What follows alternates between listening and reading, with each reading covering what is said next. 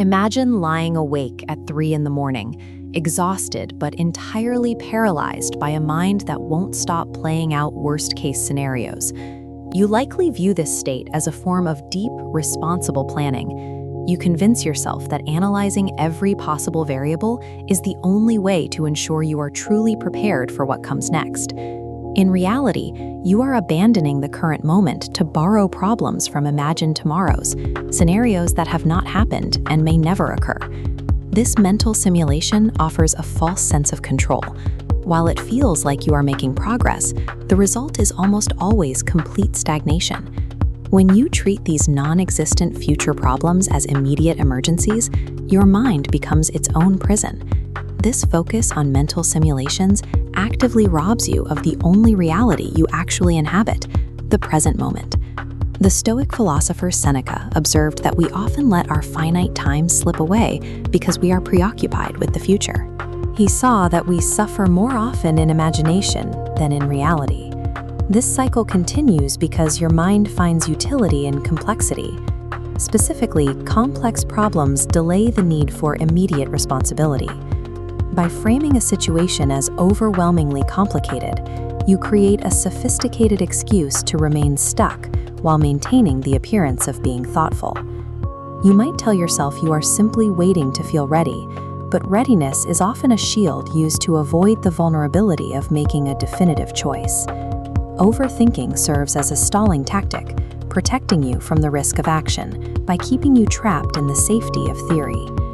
There is a physical cost to this mental loop. When you simulate failure, criticism, or rejection, your body cannot distinguish between a thought and a tangible event.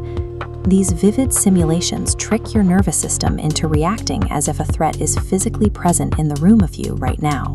This false signal triggers a physiological freeze response, which is why the more you think, the harder it becomes to actually move. Internal thought alone creates no progress. It only creates echoes. But external action, however, creates real-world feedback. You cannot think your way into a state of confidence. Clarity only arrives after you act, because action provides the data necessary to adjust your path.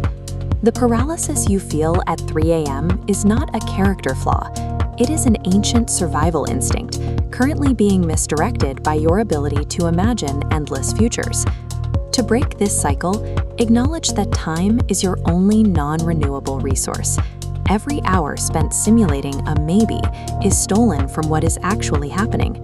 Seneca warned that life is not short, but that we make it so by wasting it. We waste it by living everywhere except where we currently are.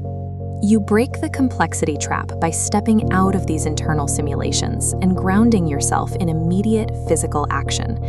While taking a step doesn't instantly remove fear, it generates real data that teaches your nervous system that uncertainty does not equal a life-threatening danger. This shift allows you to realize you are not the anxious thoughts racing in your head, you are the awareness that observes them. By anchoring your awareness in the now, you stop fighting internal shadows and start analyzing the actual variables in front of you. This clarity replaces the noise of anxiety with a focused, strategic approach to your circumstances. The next time your mind tries to pull you into a dark, imagined future, take a breath. Refuse to let simulated thoughts replace your actual life. Step forward and reclaim your time.